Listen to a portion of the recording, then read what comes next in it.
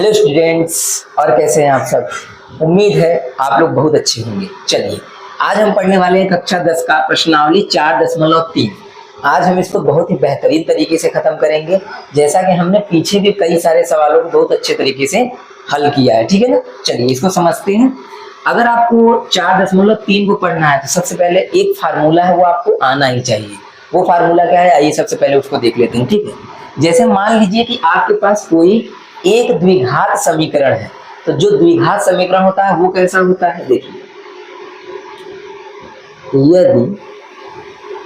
यदि आपको एक द्विघात समीकरण दिया हो इस रूप का,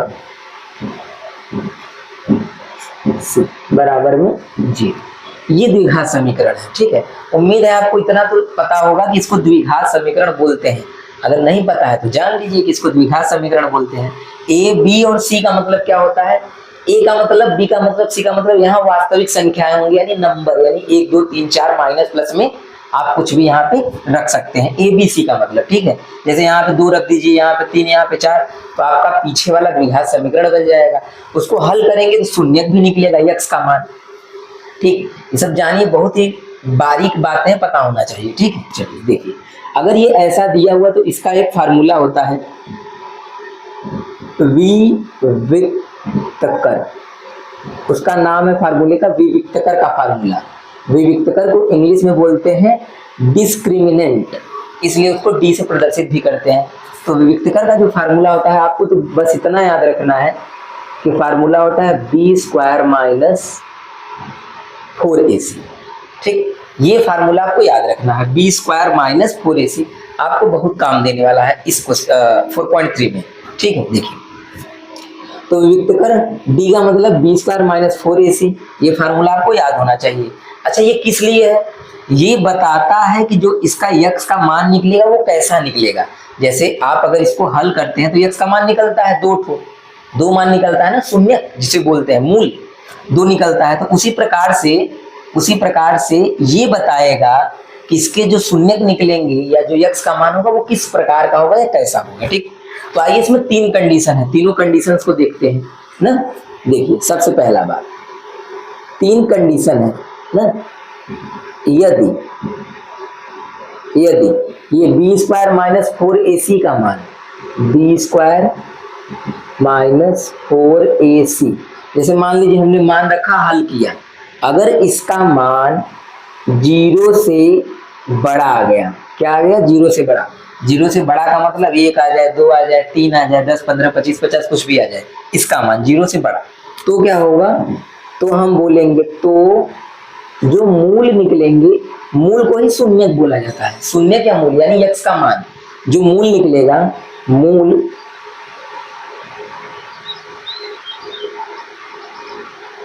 वास्तविक तथा भिन्न भिन्न होंगे। वास्तविक होंगे और कैसे होंगे, भिन्न भिन्न, यानी अलग अलग मूल होंगे। जैसे यक्स का मान 1 2 आएगा तो 1 3 आएगा, अलग अलग। ठीक है ना। अगर आपको समझने में समस्या हो रहा है तो बस सुनते जाइएगा बातों को, जैसे ही मैं सवाल बताऊंगा आपको ये सारी कहानी समझ में आ जाएगी अपने आप, बस बात को सुनते जाइएगा। ठीक है, चलिए दूसरा कंडीशन क्या है, इसमें बोला गया है कि यदि बी स्क्वायर माइनस 4ac का जो मान है वो 0 के बराबर आ गया, मतलब इसको हमने हल किया, 0 आ गया। ठीक, 0 आ गया, तो क्या कहेंगे, तो हम लोग कहेंगे जो इसका मूल निकलेगा, यक्स का मान निकलेगा, तो मूल जो होगा वो वास्तविक तो होगा, वास्तविक होगा, तथा और कैसा होगा, जो हमने भिन्न भिन्न नहीं बोला है, वो समान होगा या बराबर होगा। क्या लिखेंगे, समान होंगे। तो जो x का मान आएगा, अगर इसका मान 0 आ गया तो x का मान जो आप निकालेंगे इसमें से मूल या शून्य, वो दोनों सेम आएगा। जैसे x का मान आ गया 2, फिर x का मान 2, ऐसा आपने पीछे सवाल किया है कि x के दोनों समान मान आए हैं। ठीक, तीसरा कंडीशन क्या है, तीसरा कंडीशन, यदि बी स्क्वायर माइनस 4ac का मान 0 से छोटा हो जाए तो क्या होगा, तो जो मूल होगा, मूल जो होगा वो सीधा सीधा होगा कि वास्तविक नहीं होगा, वास्तविक नहीं होगा। अब जब वास्तविक ही नहीं है, वास्तविक न होने का मतलब काल्पनिक मान आएगा, काल्पनिक आने का मतलब करणी के अंदर माइनस आ जाता है तो उसको काल्पनिक बोला जाता है। ये बात याद रखिएगा, अंडर रूट के अंदर ना। बाकी तो आपको बस ये देखना है कि जीरो से छोटा मान आ गया, जीरो से छोटा का मतलब -1 -2 -3 करके माइनस में आ जाए, जीरो से छोटा मान यानी माइनस में आ जाए, ठीक। तो हम क्या बोलेंगे कि मूल जो होगा वो वास्तविक नहीं होगा। बस ये बात आपको याद रखना है, ये तीनों चारों बात जो मैंने बताया है इन सवालों को करने के लिए, तभी आपको समझ में आएगा, वरना समझने में थोड़ी समस्या हो सकती है, ठीक। आइए तो पहला सवाल देखते हैं। ये प्रश्न है आपका पहला, इसमें क्या बोला है, क्वेश्चन में आप पढ़ लीजिएगा। क्वेश्चन में बोला है कि मूलों की प्रकृति बताइए, पहला बात मूलों की प्रकृति बताना है। फिर दूसरा बात उसने बोला है कि अगर मूल वास्तविक है तो उनको ज्ञात भी करना है, ठीक है। आइए चेक करते हैं। अच्छा, मूलों की प्रकृति का मतलब क्या होता है? प्रकृति माने यही, वास्तविक है कि अलग अलग है, वास्तविक है समान है कि वास्तविक नहीं है, इसी को बोलते हैं प्रकृति बताना।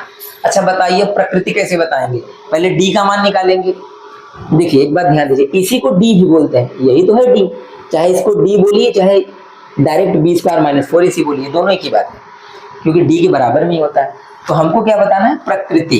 प्रकृति बताने के लिए क्या करेंगे, सुनिए ध्यान से। सबसे पहले लिखेंगे तुलना करने पर। क्या लिखेंगे? बस अब सवाल समझ गया तो समझ लीजिए, आपको समझ में आ गया सब कुछ, ठीक। तुलना करने पर तो आप कहेंगे कि यहाँ पे तुलना करने पे a बराबर क्या होगा, ये बात हम लोग बहुत पहले से जानते हैं। a बराबर क्या होगा? 2 होगा। b बराबर क्या होगा? -3 होगा। c बराबर क्या होगा? 5 होगा, ठीक है। अगर किसी को नहीं पता तो एक बार मैं फिर से बताता हूँ, सुन लीजिए क्या होता है। इसको a बोलते हैं, देखिए a है ना, a की जगह पे, b की जगह पे क्या है? -3 है तो इसलिए -3, c की जगह पे क्या है? 5 है। इसी से तुलना करके इसको लिखा जाता है ABC का मान। पता चल गया ABC। अब क्या करेंगे? अब लिखेंगे हम लोग विविक्त कर, यानी d बराबर, डायरेक्ट मैं लिख रहा हूँ d बराबर b² - 4ac। यही आपको निकालना है। क्या करने के लिए? प्रकृति पता करने के लिए, ये पता करने के लिए कि वास्तविक है कि वास्तविक नहीं है, ठीक। ध्यान से बात को समझिएगा, सब कुछ समझ में आएगा, ठीक। देखिए चलिए b का मान रखिए, तो b का मान क्या है? -3। उसके ऊपर क्या करेंगे? स्क्वायर है तो स्क्वायर लगाइए, -4 इंटू का चिन्ह लगाइए, क्योंकि तीनों सटा हुआ है तो बीच में गुणा लगेगा, ठीक। अब a का मान क्या है? a का मान 2 है, 2 रखिए। c का मान क्या है? c का मान 5 है, 5 रख दिया हमने, ठीक। अब सबका गुणा करके हल कर लीजिए जैसे किया जाता है। चलिए तो 3 का जब स्क्वायर करेंगे तो स्क्वायर से माइनस तो प्लस बन जाएगा, और ये बन जाएगा 3 त्रिक का 9। चलिए 4 दूनी 8 और 8 पंजे क्या बन जाएगा? ये 40 बन जाएगा। कोई दिक्कत परेशानी? समझ में आ रहा है, ठीक। देखिए आगे, अब जब इसको इसमें से माइनस करेंगे तो आप बताइए क्या -31 यानी 31 आएगा क्या? माइनस में आया, माइनस में। अच्छा, -0 से बड़ा होता है कि छोटा? छोटा होता है। तो हम यहाँ कहेंगे ये जो है ये क्या है? छोटा है किससे? 0 से। 0 से छोटा है तो जब 0 से छोटा मान आ गया तो हम क्या कहेंगे? मूल वास्तविक नहीं होगा। यही इसकी प्रकृति होगी। लिख लेंगे ऐसे, प्रकृति में प्रकृति करके लिखेंगे कि अतः इसके मूल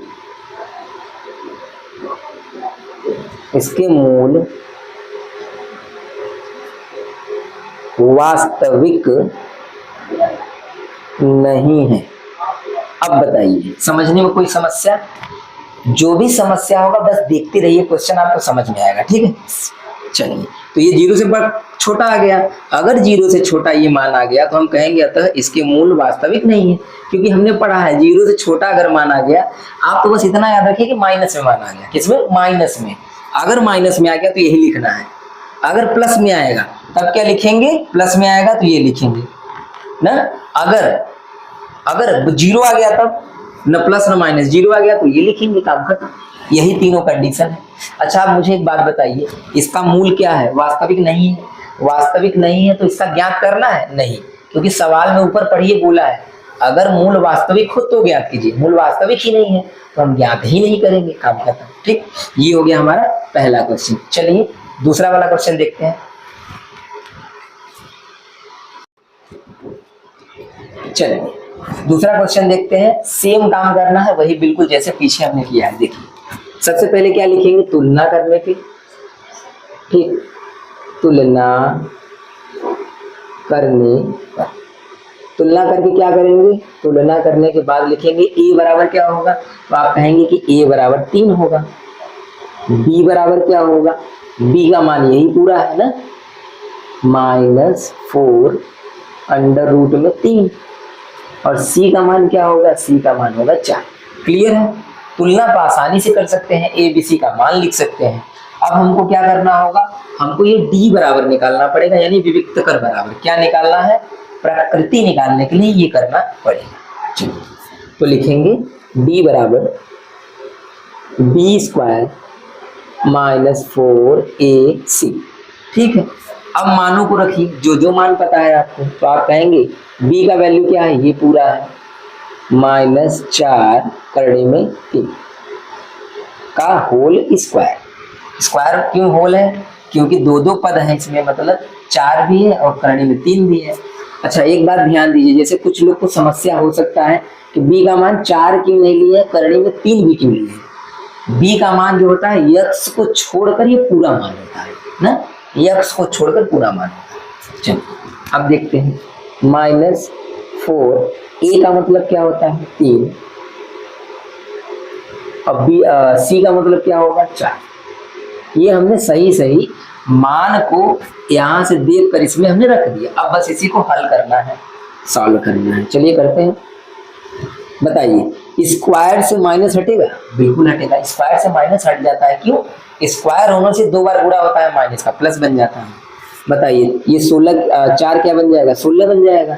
और स्क्वायर से करणी भी हट जाता है, आपको पता होगा ना, स्क्वायर से करणी हट के क्या आ जाएगा, ये 3 आ जाएगा।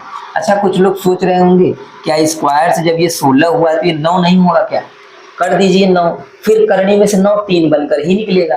तो हमने डायरेक्ट स्क्वायर से करनी को हटा दिया, एक ही बात है दोनों।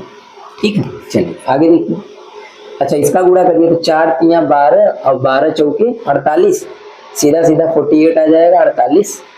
ठीक, इसका गुणा करिए, ये भी आ जाएगा 48 माइनस में 48। बताइए ये क्या आ गया, 0, 0 आ गया, यानी बराबर किसके है, 0 के। अगर यहाँ पे ये 0 0 के बराबर है, मतलब 0 आ गया, कहने का मतलब सिंपल है, 0 आ गया। अगर 0 आ गया तो लिखेंगे तो मूल वास्तविक तथा समान होंगे, क्योंकि हमने बताया है इसका मान अगर 0 आ गया, हमने इसी को तो हल किया है, क्या आ गया 0। अगर इसका मान 0 आ गया तो लिखेंगे मूल वास्तविक तथा समान होंगे। बस लिख देते हैं, लिखेंगे प्रकृति करके, प्रकृति लिखेंगे, इसके मूल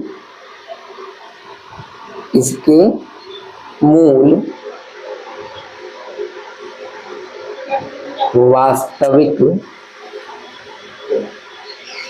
तथा समान होंगे। कोई दिक्कत परेशानी है आपको, समझ में तो आ ही गया होगा कि कैसे ये हो रहा है। 2 क्वेश्चन हो गया है। ठीक, अब बात को समझिए करना क्या है। उसने सवाल में ही बोल दिया है कि अगर मूल वास्तविक हो गया तो हमको मूल को ज्ञात भी करना पड़ेगा, मतलब इसके मूल को निकालना पड़ेगा। मूल निकालने का मतलब इसको हल करके x का मान निकालना पड़ेगा। क्लियर है, आइए हल करते हैं। थोड़ा सा यहाँ पे आपको कठिन समझ में आएगा अगर आपको गुणनखंड नहीं आ रहा होगा तो, अगर गुणनखंड आता है तो कोई दिक्कत वाली बात नहीं। चलिए इसको करते हैं। तो अब इस क्वेश्चन को उठाइए, इसमें से x का मान निकालिए, मूल निकालना है। ठीक, तो यहीं पे करते हैं नीचे। ठीक है, लिखते हैं, लिखेंगे अब क्वेश्चन को लिखिए।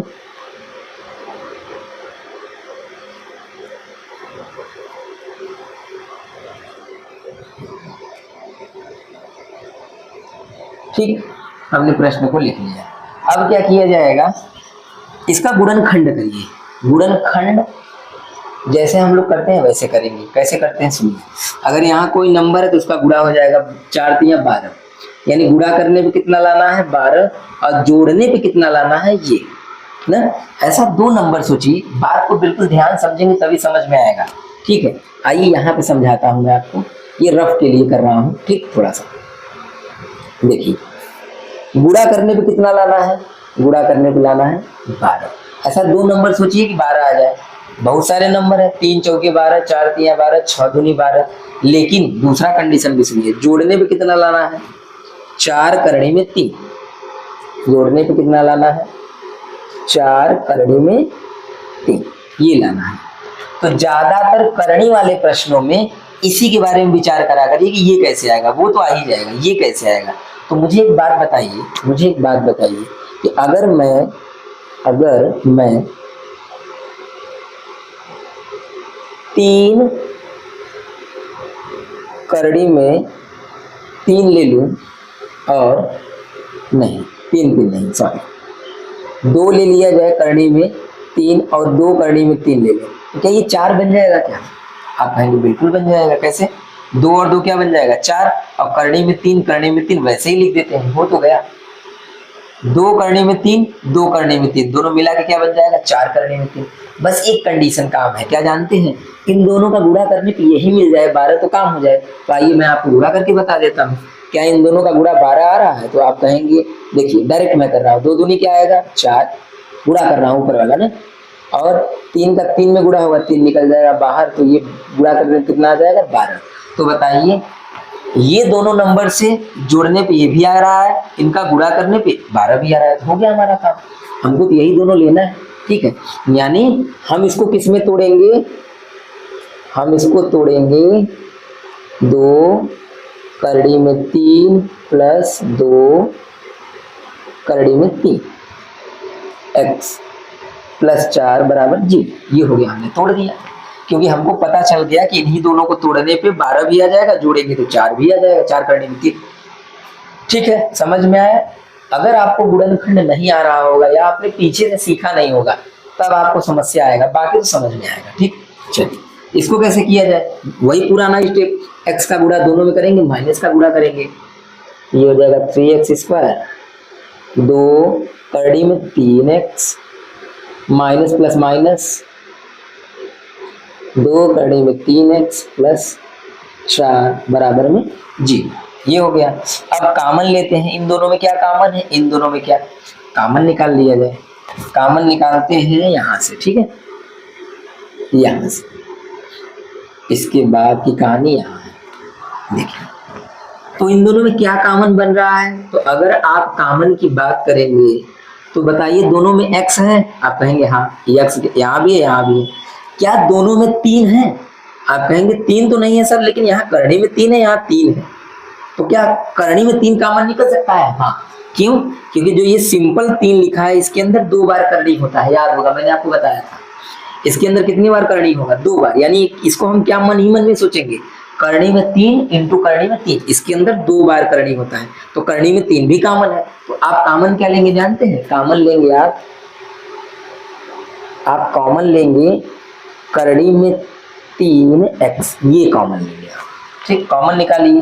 जब इसमें से करनी में 3 एक ठो कटेगा तो एक ठो बचेगा, हाँ, यहाँ से x निकल गया तो क्या बचेगा, आप कहेंगे करनी में 3 बचेगा, और क्या बचेगा, x बचेगा। सही है, इसमें से निकल गया, इसमें से भी निकाल लीजिए, करने में 3x, तो क्या बचेगा, 2 बचेगा, हाँ बिल्कुल 2 बचेगा। ठीक हो गया। आगे इन दोनों का हो गया। अब इन दोनों में क्या कॉमन है, तो आप कहेंगे 2 के पहाड़े से ये भी कट जाएगा, ये भी कट जाएगा, दोनों में 2 कॉमन है, 2 कॉमन ले लीजिए।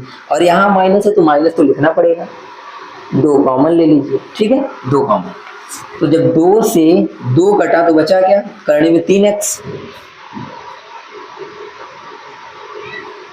ठीक, आगे समझिएगा।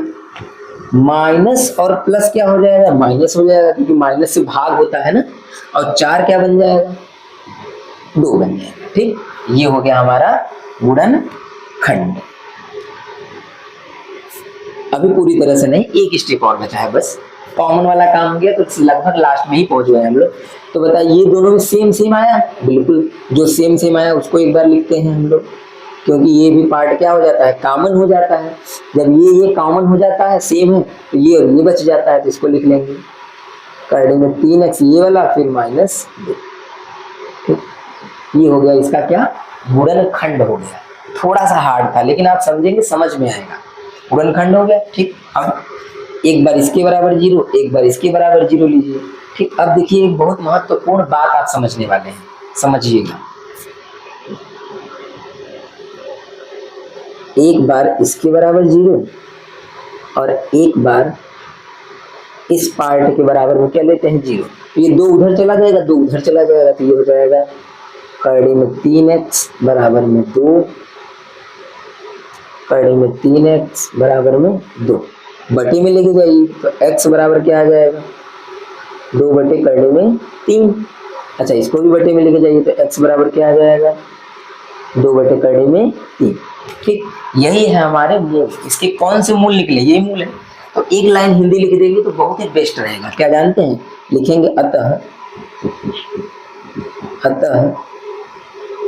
इसके मूल 2 बटे करड़ी में 3 तथा 2 बटे करड़ी में 3 है।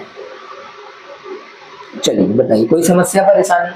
गुणनखंड हो गया, मान भी आ गया। अब समझिएगा बात को, जो मुझे लास्ट में समझाना था। क्या, यहाँ पे जब हमने इसको हल किया तो हमने यही भी बता दिया था इतने में ही कि इसके मूल जो होंगे वास्तविक तथा समान होंगे। तो वास्तविक का मतलब क्या होगा, वास्तविक का मतलब होता है कि करनी के अंदर माइनस नहीं आएगा। तो बताइए करनी के अंदर माइनस आया है, नहीं आया है, वास्तविक है।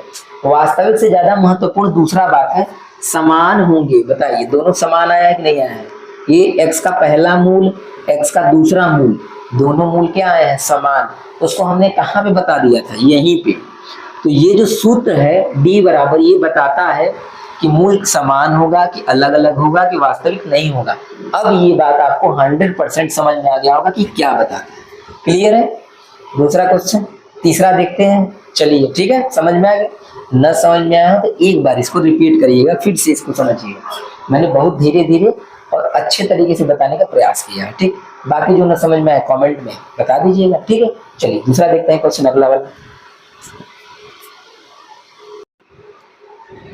चलिए अब हम लोग तीसरा क्वेश्चन देखते हैं, पहले का तीसरा। आइए सेम तरीके से इसको भी करना है भाई, जैसे हम लोग करते हैं। क्या करेंगे, तुलना करने पर a बराबर लिखेंगे 2, b बराबर 6 और c बराबर 3। ये हो गया। ठीक, अब इसके बाद हम लोग d बराबर निकालते हैं, b स्क्वायर माइनस 4ac। मान रखिए b का मान कितना है 6 स्क्वायर 4, a का मान 2, c का मान। ठीक है, अब वर्ग करिए, मतलब स्क्वायर करिए। तो इसका स्क्वायर करेंगे कितना आ जाएगा 36, 4 दूनी 8 और 8 त्रिक 24। ठीक, घटाइए कितना आएगा 12।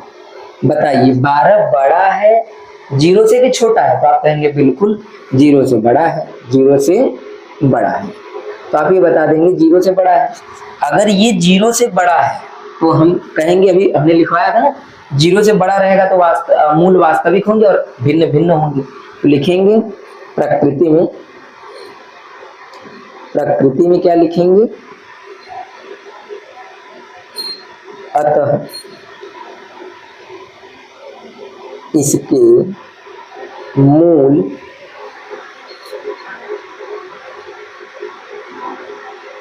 वास्तविक तथा भिन्न भिन्न होंगे। भिन्न भिन्न मतलब अलग अलग होंगे, 2 तो अलग अलग मूल होंगे। ठीक, तो अब कैसे पता चलेगा कि इसके 2 मूल होंगे? तो हमको तो ऐसे तो पता चल गया, अगर ये वास्तविक है तो हमको निकालना भी तो पड़ेगा। बोला है ना निकालिए, आइए निकालते हैं। तो लिख लीजिए इस क्वेश्चन को, यहीं पे लिख लेते हैं। ठीक है, चलिए लिखेंगे अब 2x square plus 6x plus 3 बराबर 0। ठीक, देखिए एक बार ध्यान दीजिएगा, कहीं कहीं मुझे यहाँ पे प्लस दिखाई दिया है, एक जगह मैंने देखा है यहाँ पे माइनस भी दिया है। तो अगर किसी में माइनस होगा तो दिक्कत वाली बात नहीं है, आप प्लस की जगह पे माइनस लगा लीजिएगा, आपका काम हो जाएगा, उत्तर आ जाएगा। ठीक है, चलिए करते हैं। जब इसको करेंगे तो क्या होगा, ए बी सी हमको पता है, गुणनखंड करना है तो गुणनखंड कैसे करते हैं, 2 3 6, यानी गुणा करने पे कितना लाना है, 6 लाना है। जोड़ने पे कितना लाना है, 6 लाना है। बताइए क्या ऐसा कोई दो नंबर है जिसका गुणा 6 आ जाए और जोड़ भी 6 आ जाए? तो आप कहेंगे कि 3 का 2 में गुणा करेंगे 3 दूनी 6, लेकिन जोड़ेंगे तो 6 नहीं आएगा, 3 तो 5 ही होता है।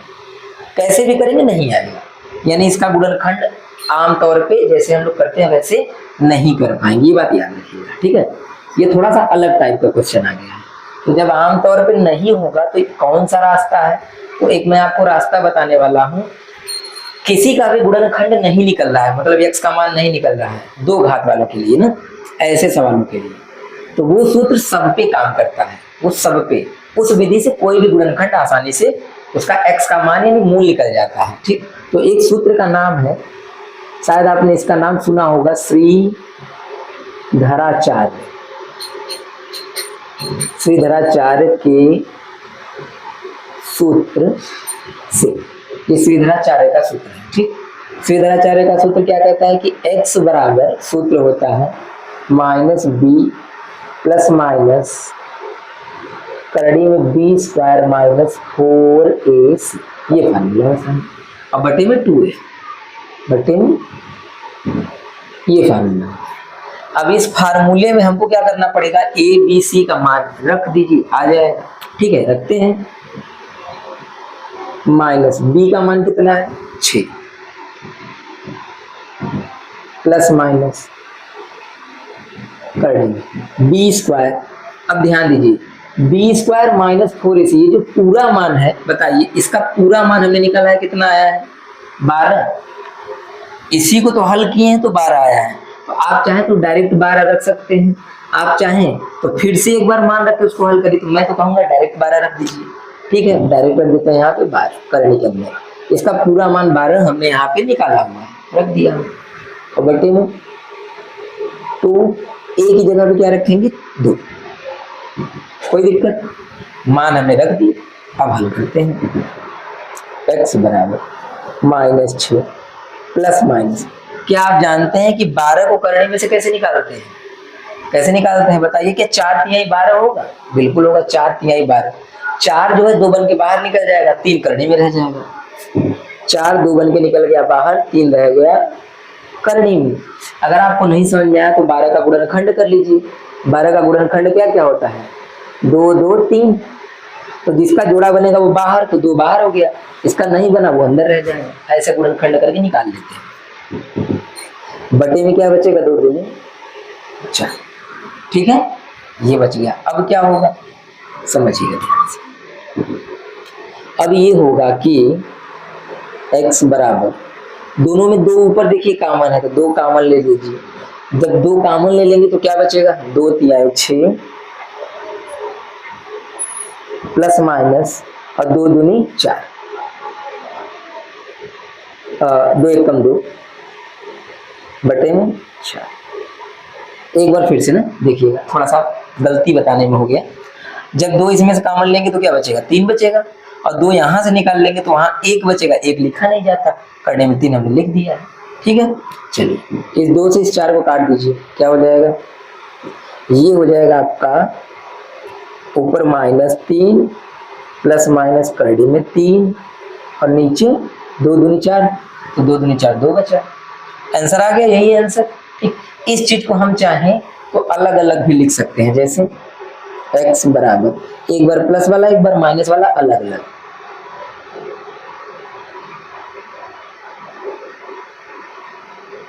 और एक बार माइनस।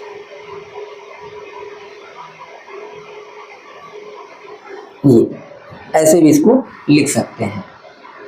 तो ये रहा आपका उत्तर। हाँ, उत्तर जरा मिला लीजिएगा, हो सकता है कि ये पहले दिया हो या बाद में, उससे कोई दिक्कत नहीं होता, आप आगे पीछे लिख सकते हैं, या ये वाला मान पहले हो ये बाद में हो, या ऐसे हो, कोई भी हो, ये आपका आंसर परफेक्ट आ गया। ठीक, तो इस तरह की इसको करना था। अच्छा, अब लास्ट में एक बात देखना है, जैसा कि हमने बोला है कि मूल वास्तविक होंगे और भिन्न भिन्न माने अलग अलग होंगे, तो बताइए मूल अलग अलग है, ये माइनस है ये प्लस है, तो अलग अलग ही तो है, इसका मान अलग है, इसका मान अलग है। इस तरह से हमने क्या किया कि पहला खत्म कर लिया। एक पहले क्वेश्चन में 3 प्रश्न था, तीनों थोड़ा अलग अलग टाइप के थे, तीनों मैंने बता दिया। ठीक, अब हम लोग अगली वीडियो में पढ़ेंगे दूसरा क्वेश्चन, बल्कि दूसरा, तीसरा, चौथा, पांचवा, 5 क्वेश्चन है, सब खत्म कर लेंगे, 5 या 6 क्वेश्चन है। ठीक है, चलिए, अगर वीडियो अच्छा लगा हो, समझ में आए तो वीडियो को लाइक जरूर कर दीजिएगा। ठीक है, थैंक यू।